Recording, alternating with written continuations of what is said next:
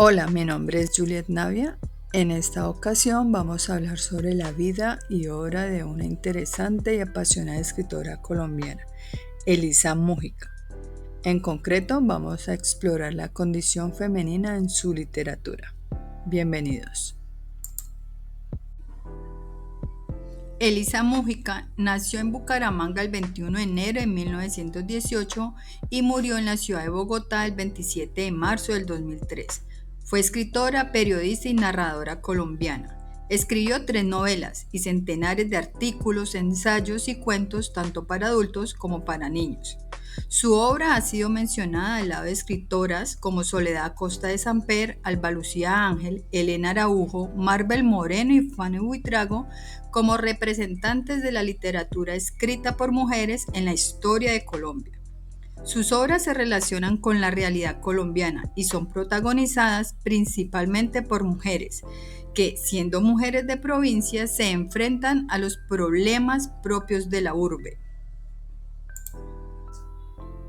Pues bien, hagamos un breve recorrido sobre su vida.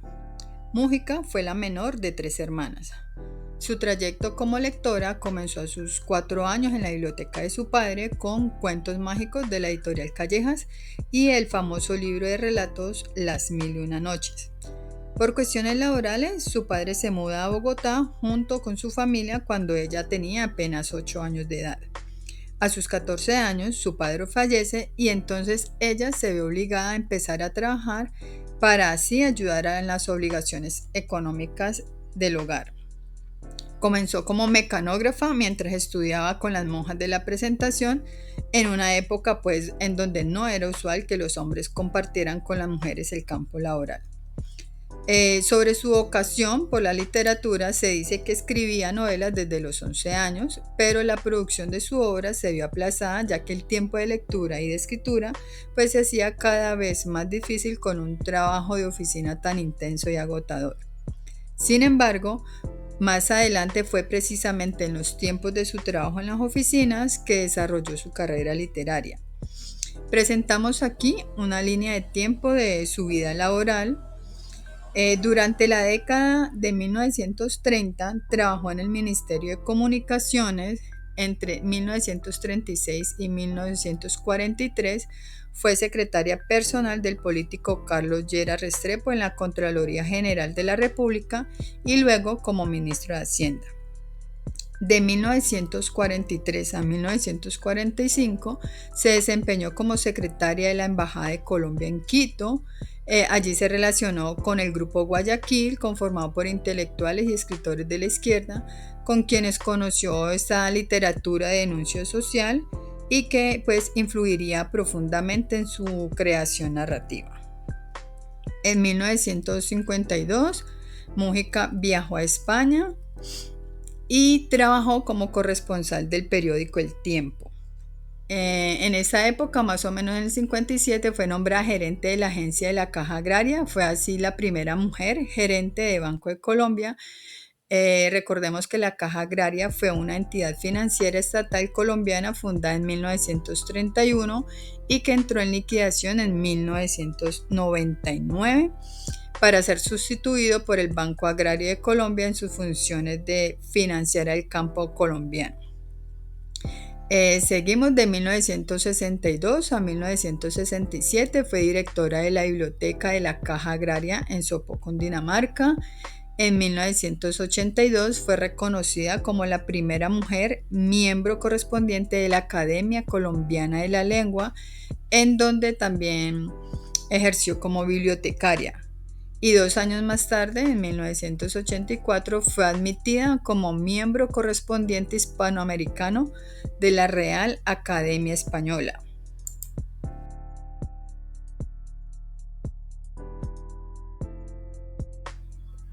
En cuanto a sus publicaciones, aquí tenemos las más destacadas, las voy a ir nombrando de forma lineal.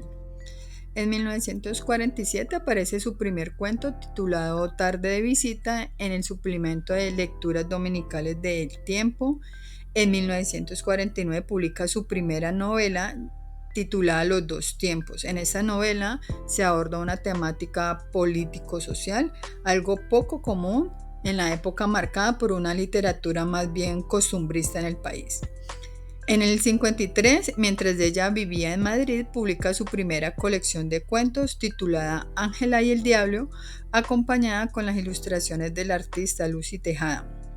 En este libro se incluye una crítica social al contexto sociopolítico por el cual atravesaba Bogotá con el surgimiento de la violencia bipartidista y todos estos acontecimientos del 9 de abril de 1948 pues en dicha ciudad.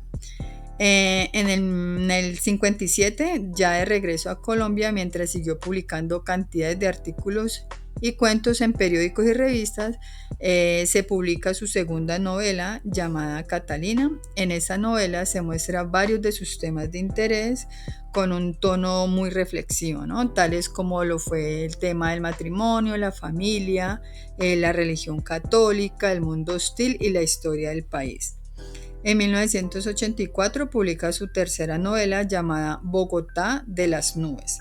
Aquí Múgica ahondó en las transformaciones urbanísticas de la capital, la marginalidad social y la posición femenina en un contexto urbanístico tan azaroso, ¿no?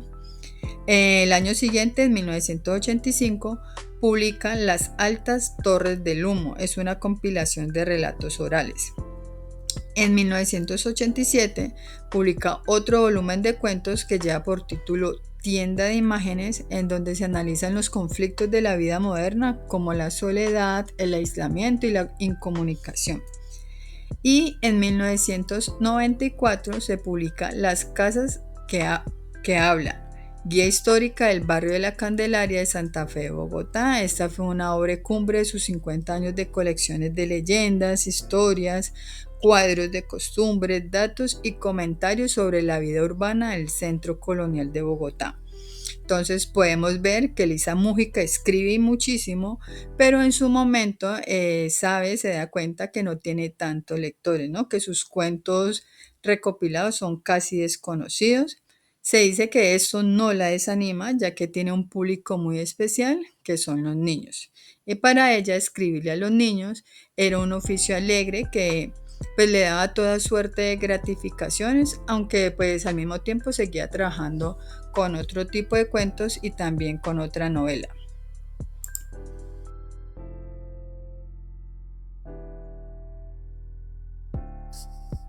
En cuanto a su literatura infantil, tenemos aquí esas 4 publicaciones.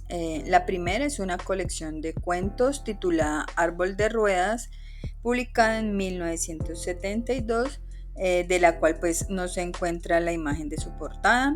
Sigue con la Expedición Botánica contada por los niños, publicada en 1978. También está la colección de cuentos El Pequeño Bestiario, publicada en 1981.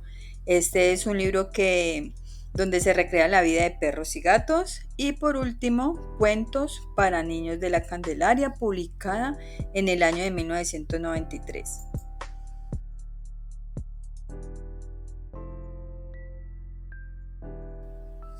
Ahora bien, hablemos de sus reconocimientos. En 1962 se le entregó la distinción en el Premio ESO por su novela Catalina. En 1978 recibió el segundo Premio ENCA de Literatura Infantil, por su libro de cuentos La Expedición Botánica contada para niños. En 1993 recibió la Medalla al Mérito Artístico de la Alcaldía de Bogotá. En 1998, la Presidencia de la República de Colombia le otorgó la Cruz de Boyacá. Y por último, en su nombre se creó el Premio de Novela Elisa Múgica, que es una convocatoria para escritoras colombianas que se viene celebrando desde el año 2018. Así como Elisa, este premio lo que busca son esas obras más sensibles que hagan visibles las desigualdades que padecen las mujeres.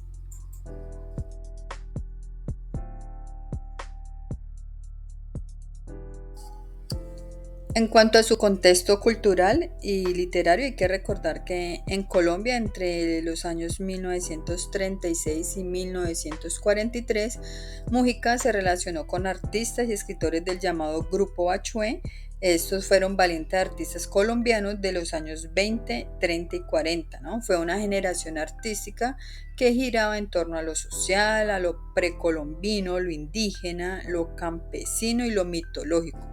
Fueron quienes abrieron la puerta del arte moderno en Colombia con nuevas técnicas, nuevas perspectivas y nuevos objetos dignos de representación que se oponían a la tradición del retrato típico de las familias burguesas del país, ¿no?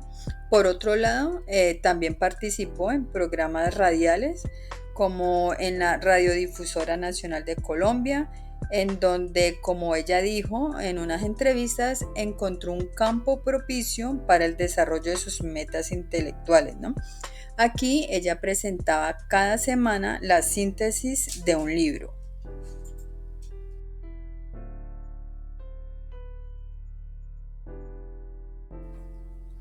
Adentrémonos un poco a su literatura. La viajera es un cuento que hace parte de su primer libro de relatos, Ángela y el Diablo, publicado inicialmente en el año de 1953, el cual está compuesto por 14 cuentos. Aquí tenemos la ilustración correspondiente a este relato. Vamos a trabajar con la segunda edición, que es publicada en el año 2021 por el Ministerio de Cultura de Bogotá, en el cual se conservan las 14 ilustraciones originales de Lucy Tejada de la primera edición. ¿De qué va la historia? Bueno, este cuento trata de Catalina, una joven que llega a un frío país en busca de oportunidades para ayudar económicamente a su familia. Desde allí ella mantiene como esa correspondencia con sus padres y sus hermanos que siguen en su ciudad natal. Ella vive en una pensión en donde tiene varias mensualidades atrasadas debido a la compleja situación tras ser despedida de su último empleo. Ante la frecuente comunicación por medio de las cartas que tiene con su familia, Catalina llega a plantearse como esa posibilidad de regresar a su tierra, ¿no? Pero inmediatamente como que cae en cuenta que eso significaría su derrota, por lo que se ve obligada entonces a continuar escribiéndole a su familia sobre una vida que no existe, ¿no? Una vida que es imaginada para resistir ese mundo. ¿De qué va esto último de una vida que no existe, que es imaginada?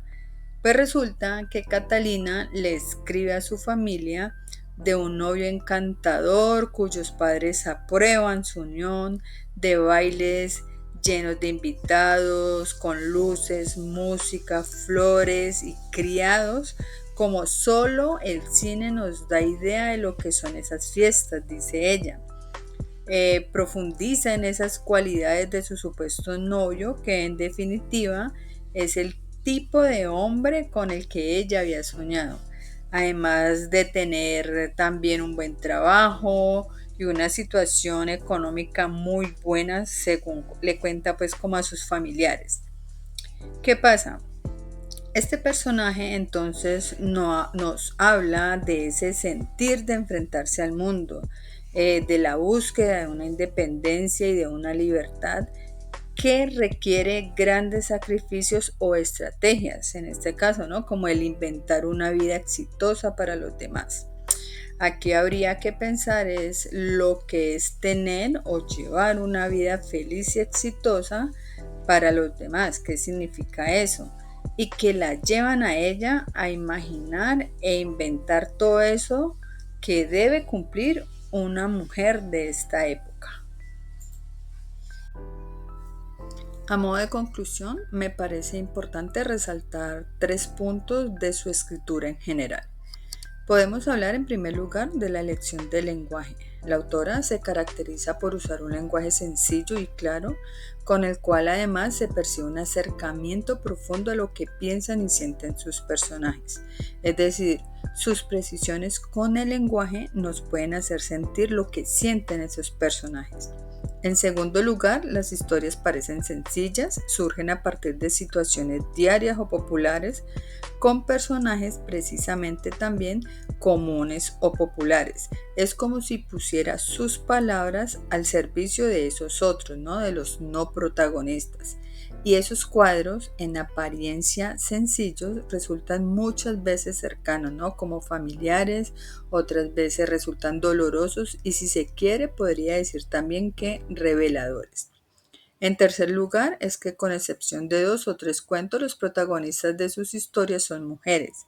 Aquí me resulta muy importante esta visión de la autora al pretender revelar en su escritura todo lo que implica ser mujer en un país como este, ¿no? Lleno de tradiciones, con una historia patriarcal muy marcada, con un contexto político tan violento, en donde ciertas ideas eran tabú, ¿no? Como eran la búsqueda de independencia de las mujeres, el matrimonio como prioridad en la vida, el sentir deseo, la ausencia, virginidad prematrimonial, etcétera. Esos temas que creería que hoy siguen siendo tabús en muchos espacios. Y tal vez a partir de estas ideas podíamos entender el por qué la obra de Elisa Múgica no era tan leída. Tal vez el medio en el que se movía le permitía publicar, sí, pero no pasaba de allí, ¿no? Como que sus historias no llegaban de verdad a los lectores. Tal vez no se divulgaba. El hecho es que pues no la leía. Pero leerla hoy me ha resultado tremendamente maravilloso. Tiene una obra muy amplia que nos espera. En esta presentación vimos una dedicación en toda su carrera, en los diferentes espacios de su vida también. Y cuando la leemos sentimos esa exploración profunda de ser mujer, ¿no? De esa intimidad, los conflictos, las aspiraciones, pero a su vez también se percibe esa exploración de su época, de su ciudad, de muchas cosas que logra transmitir con un lenguaje claro, un lenguaje limpio, es decir, ella no necesita de palabras pomposas o de situaciones excepcionales. Aquí vimos, por ejemplo, a la viajera que pensaría no está tan alejada de nuestra actualidad. Aún hoy vivimos con ese monstruo llamado miedo, miedo de defraudar a nuestras familias y muchas veces miedo a sentir que nos queda grande el mundo. Esto ha sido todo por el momento. Muchísimas gracias por acompañarme en este recorrido. Espero haber dado motivos suficientes a quienes aún no han leído a Elisa Múgica y haber motivado aún más a quienes han tenido el placer de leerla en algún momento.